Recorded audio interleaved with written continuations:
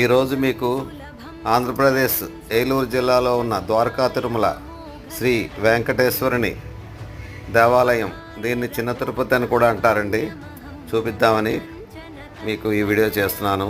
అందరికీ నమస్కారం. నేను మీ నారాయణరావు. నేను బాగున్నాను. మీరు ఎలా ఉన్నారు?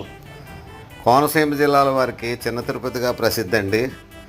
ఈ దేవాలయాన్ని చాలా పురాతనమైంది. ఈ మధ్య చాలా బాగా అభివృద్ధి చేశారు. పెద్ద పెద్ద మండపాలు కట్టారు, పార్కింగ్ ప్లేస్లు పెట్టారు, నిత్య అన్నదానం ఉంది.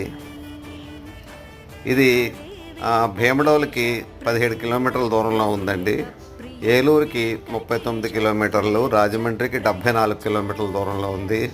రోడ్డు, రైలు మార్గం కూడా ఉన్నాయి. రైలు అయితే భీమడోల్లో దిగి వెళ్ళాలండి.